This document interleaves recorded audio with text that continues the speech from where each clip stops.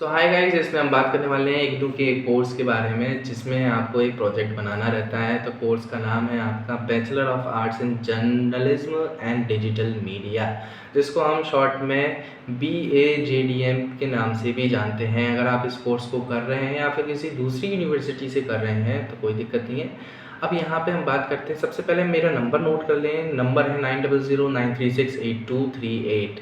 इस नंबर को सेव कर सकते हैं और दूसरों के साथ शेयर भी कर सकते हैं। अब बात करते हैं कि किस तरीके से आपका ये डिसर्टेशन या फिर प्रोजेक्ट तैयार होगा।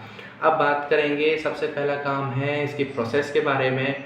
तो प्रोसेस में सबसे पहला काम है आपका सिनॉप्सिस तैयार करना और उसके बाद इसका आपका प्रोजेक्ट तैयार करना। अब सिनॉप्सिस क्या होती है? वर्ड जो है एक तरीके से समरी से रिलेटेड है। जो भी आप प्रोजेक्ट बनाना चाहते हैं उसकी समरी आपको तैयार करनी होती है, उसको हम कहते हैं सिनॉप्सिस।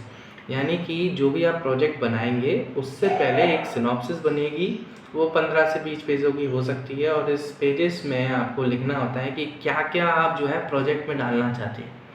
तो वो कैसे बनती है, वो सब चीज़ें आप मुझसे डायरेक्ट कांटेक्ट करके पता लगा सकते हैं और डिटेल में। तो अब यहाँ पे बात करते हैं कि अब ये सिनॉप्सिस अगर आप बना लेते हैं उसके फॉर्मेट के अनुसार, अब ये जो है आपको सेंटर पे भेजनी होती है। सेंटर पर वहाँ पर भेजने के बाद ये अप्रूवल मिलता है और अप्रूवल मिलने के बाद हो जाती है आपके पास। तो आपके पास आने के बाद वो आप उस पर लिखा होता है कि वो अप्रूव हुई है या नहीं हुई है। अगर अप्रूव हो गई है तो आपको काम करना है अपने प्रोजेक्ट पर।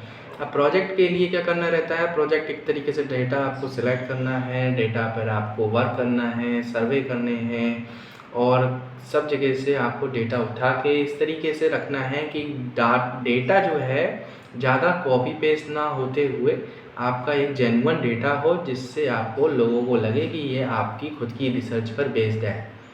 अब यहाँ पे हम बात करते हैं कि जब ये पूरा प्रोजेक्ट तैयार हो जाए तब आपको फिर से इसको सेंटर भेज देना है। फाइनल अप्रूवल मिलने तक आपको थोड़ा वेट करना है और आपको फाइनली इसका अप्रूवल मिल जाएगा। तो ये तरीका होता है इसको करने का। Thank you so much for watching. अगर किसी भी तरीके की और अधिक जानकारी चाहते हैं तो भी आप हमसे कॉन्टैक्ट करें। Thank you so much.